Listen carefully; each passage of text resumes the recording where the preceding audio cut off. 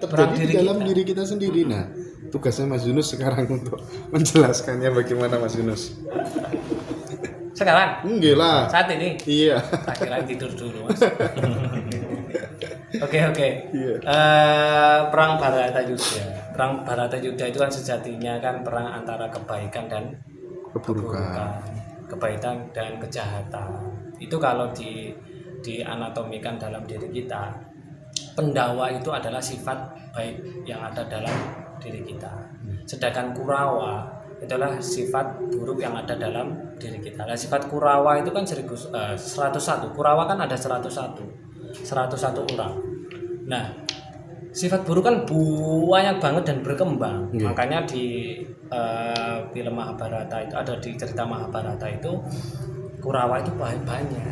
Nah, kalau di dalam anatomi tubuh kita itu pasti ada sengkuni. Di Mahabharata juga ada sengkuni. Nah, apa atau yang ada sengkuni yang ada di dalam diri kita? Itu namanya adalah amigdala. Kelenjar amigdala. Pernah dengar, Mas? Iya, pernah. Pernah ya. Nah, tapi kalau bagi manusia umum amigdala itu penyelamat. Versinya Duryudana kalau manusia umum yaitu dia penyelamat dia, ya kan? Anggapannya kan penyelamat dia. Tetapi kalau diterapkan dalam kehidupan yang sudah ke dalam, itu dia menyesatkan. Amigdala itu adalah saingan dari gland pineal. Nah, gland pineal itu adalah Krishna. Idolanya jenengan. Idola saya. Ya, Krishna itu kan gland pineal, kecerdasan. Nah, makanya ketika perang, makanya kalau kita menginginkan hidup mulia, kalau kita pengen mendapatkan hidup kebahagiaan, ya kita harus perang Bharatayuddha di dalam diri kita, supaya antara kejelekan dan kebaikan ini dia perang. Setelah perang menang yang mana? Kalau di cerita Mahabharata kan yang menang adalah Pandawa. Berarti kebaikan. Nah, untuk perang situ bagaimana? Ya banyak sekali metodenya sesuai dengan yang diajarkan guru-guru masing-masing orang. Kalau saya sih perang Bharatayuddha ya itu harus meditasi ya, Mas. Karena dengan meditasi itu kita akan perang apa? Kita ngeker, apa ya bahasa ngeker itu? Meredam ya, mengendalikan hormon negatif atau hormon kortisol yang norepinefrin tadi. Akhirnya kebaikan Pendawa itu menang. Nah, di RK ini ada satu metode, Mas, namanya RK silent practice. Iya, RK silent practice itu adalah RK untuk mematikan diri kita secara dalam dan luar. Jadi kita nggak bernafas sama sekali. Itu yang dilakukan ketika perang Bharatayuddha.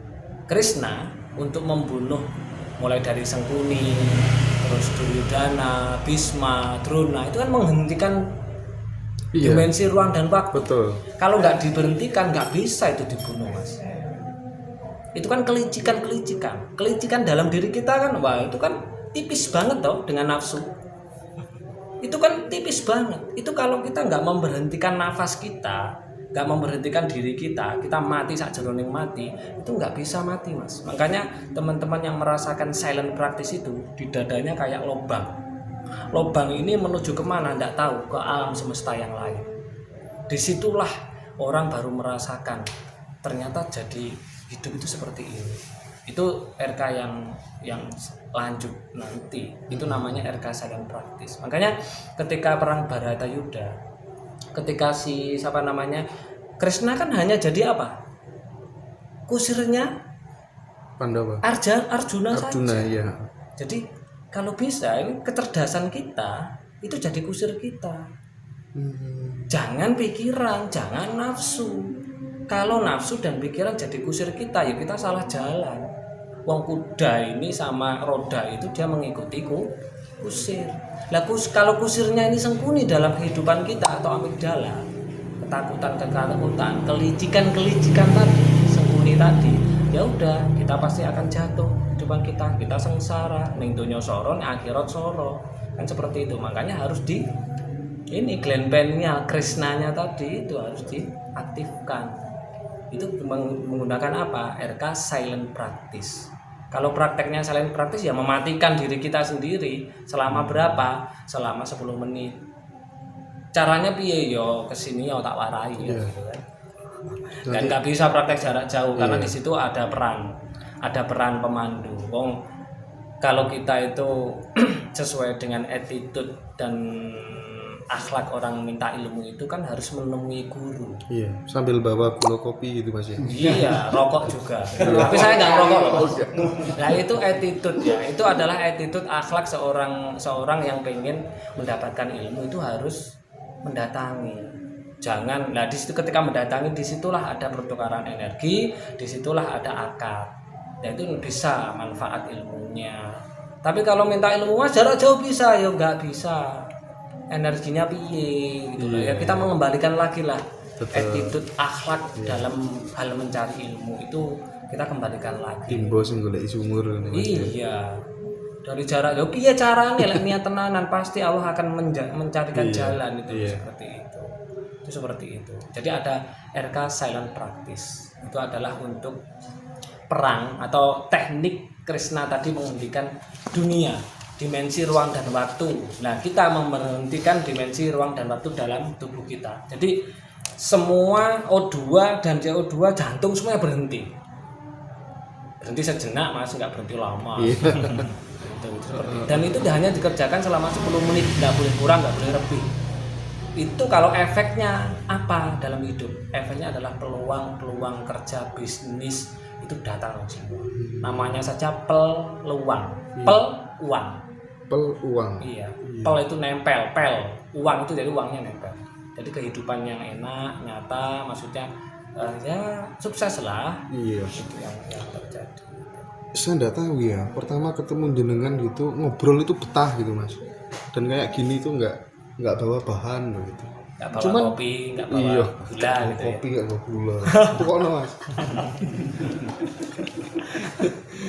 Nah, cuman rasanya memang nyambung begitu Mas. Nyambung, enak gitu, nyantai gitu.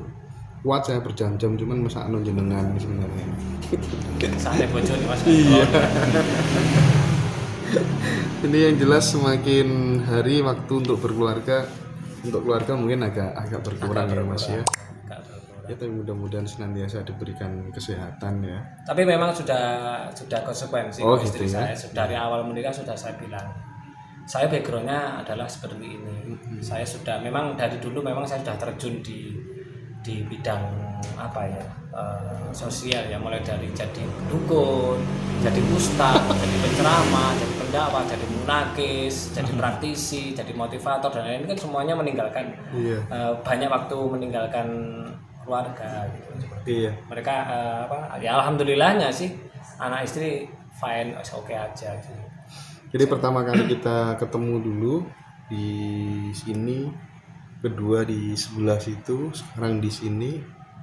Sepulang dari sini gitu, saya bikin target Mas. Setelah kita ngobrol, diberikan penguatan sama Mas Yunus secara tidak langsung, yang kemudian kita terapkan, ayo kita buktikan omongannya Mas Yunus ini bisa jadi kenyataan apa enggak gitu. Dan luar biasa, melampaui target ya kayaknya. Melampaui target ya. Melampaui target. Iya, edan ini. Luar biasa. Itu apa? Di luar dugaan. Iya, di luar dugaan. Ada suatu hal yang nggak bisa kita ceritakan ya. Tapi yang jelas saya bersyukur mudah-mudahan ini menjadi sebuah jembatan bagi teman-teman kita yang banyak problem. Insya Allah problem apa saja. Salah satu solusinya adalah RK ya Mas Yunus ya.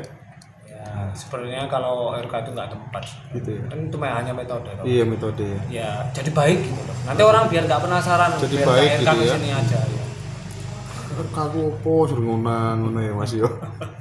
Yang penting jadi orang baik ya Mas. Iya, jadi partikel tanahnya lebih dominan daripada partikel apinya yang ada dalam diri. Itu aja ditekankan. Yang jauh-jauh gitu aja. Sadar akan kata-kata. Iya. Jangan kata-kata negatif dikeluarkan. Aku miskin, aku nggak punya uang, aku ini dalam keadaan jatuh. Itu jangan. Terus yang kayak mau gebu-gebu gitu gimana Mas? Termasuk gak bagus juga ya? Nggak bagus. Nafsu itu nggak bagus. Kalau kepengen berhasil yang kadang jatuh banget melakukan RK itu benar-benar harus tenang. Sisihkan semuanya, jangan gitu, cuma malah nggak dapat itu malah. RK itu benar-benar harus dilakukan secara ikhlas banget, secara rileks banget, tidak hanya secara raga, tapi juga jiwa, juga pikiran dan kalau punya masalah besar, wes tinggalin, selen. Masalahmu di jalan, misalnya, lah mas ini mobilku mau dijabel, kayak no, wong aku mobilku tak wehne kok. Sadurunge tak weh, sadurunge dijaluk lo tak wehne malah. Itu beneran. Daripada motor-motorin, lu malah dapat lagi lo mobil. Kan seperti itu. Nggak usah mas, malah dikejar gitu. Malah mencari itu malah nggak dapat, semakin jauh. Wes dideleh masalahnya, udah RKO. Perbaiki semuanya, unsurnya diperbaiki, jiwa raganya, mindsetnya di situ. Mulai dari nol. Ayo bangun jadi manusia baik. Pasti nanti 1 bulan kemudian pasti jadi besar dapat semuanya. Banyak cerita seperti itu. Iya. Itu seperti itu. Mas kalau kayak minum-minuman keras gitu sebenarnya membawa efek gak sih untuk apa ya? Untuk finansial?